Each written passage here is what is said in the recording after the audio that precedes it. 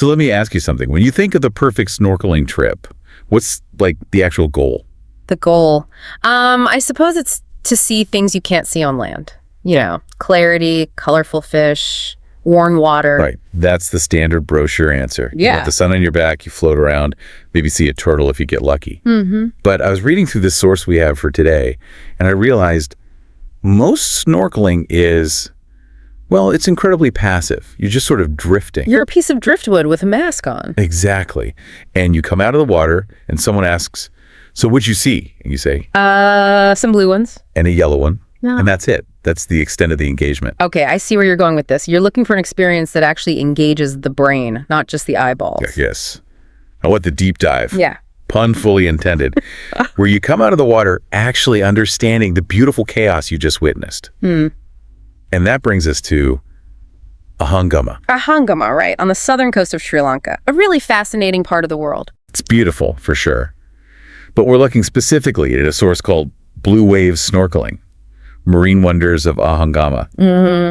And what grabbed me wasn't just the pictures. It's the fact that this specific operator, the Blue Wave Snorkeling Center, seems to treat it almost like an underwater safari. Or maybe an underwater archaeology trip. Okay, don't spoil the twist yet. We'll get to the archaeology. Yeah. But let's just start with the setup. Because usually you just walk up to a shack on the beach. You rent a mast that's been used 1,000 times. Right. And they just point at the ocean and say, good luck. That's the volume model. Get them in, get them out. Exactly. But reading about Blue Wave, they're doing something different. They say the center is run by experienced snorkelers. Now, does that actually matter? Or is that just marketing fluff? Oh, it absolutely matters. I mean, think about the difference between a driver and a race car driver. One knows how to operate the machine, the other understands the road. When the source says experienced snorkelers, it signals that the whole operation is built around reading the ocean conditions, not just renting out gear. So it's about safety, environmental respect, that kind of thing. Precisely, not just turnover.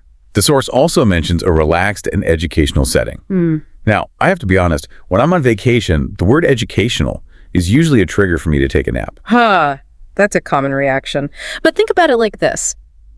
The ocean is a chaotic alien environment. Totally. Without a guide, without that education, you're basically blind to 90% of what's happening. You see a rock, the guide sees a cleaning station where fish are getting parasites removed. Oh, that's cool. You see a patch of sand, the guide sees a potential hiding spot for a stingray. So the education is basically the decoder ring for the ecosystem. Exactly. The source says they provide informative insights. That context transforms the swim from just looking at pretty colors to witnessing a functioning society of marine life.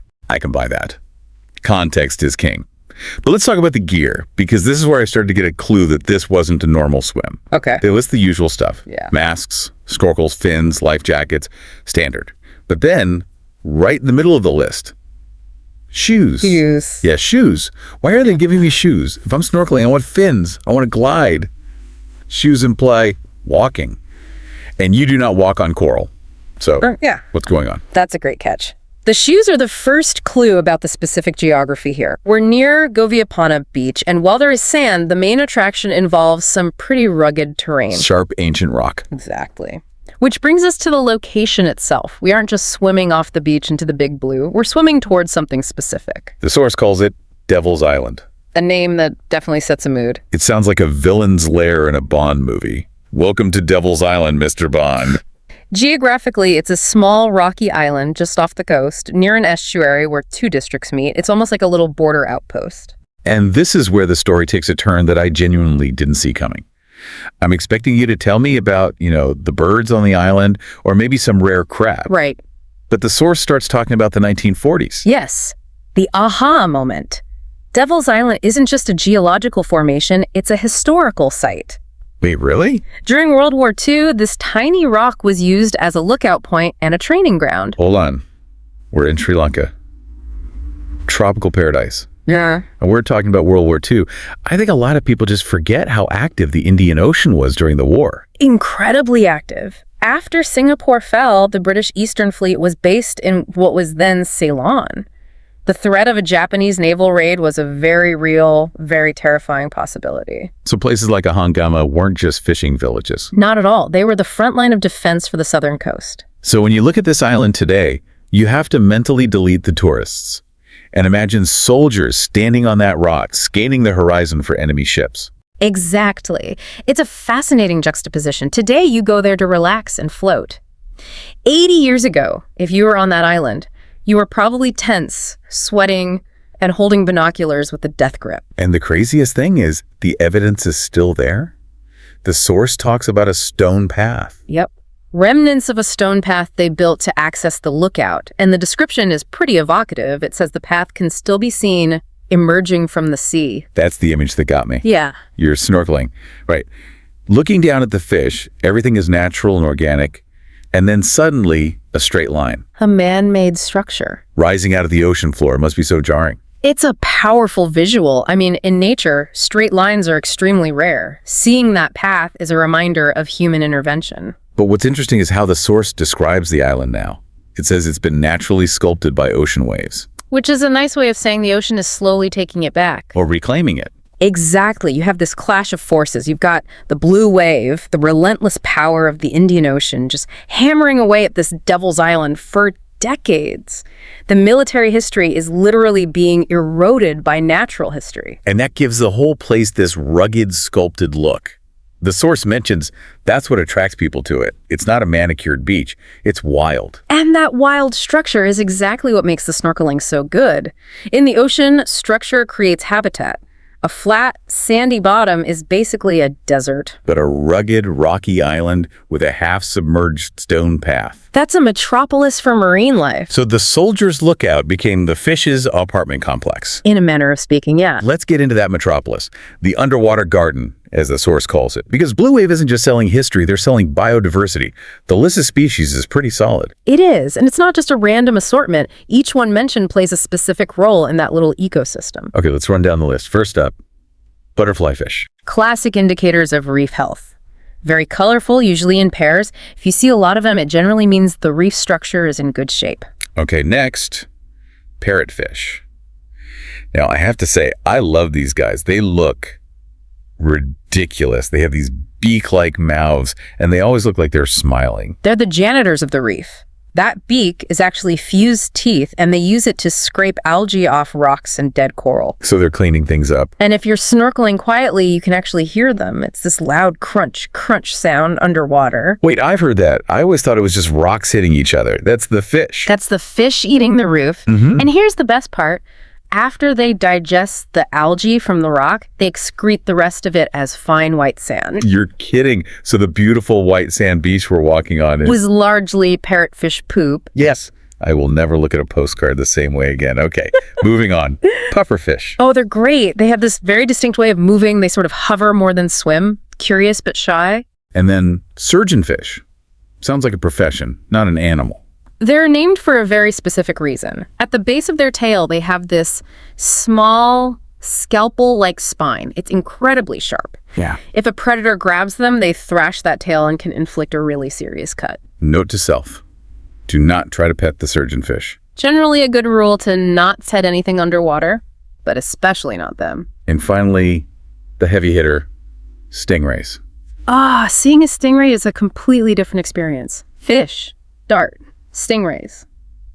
They glide, they ripple. It's like watching something defy gravity. So you've got this vibrant cast of characters, but they need a stage.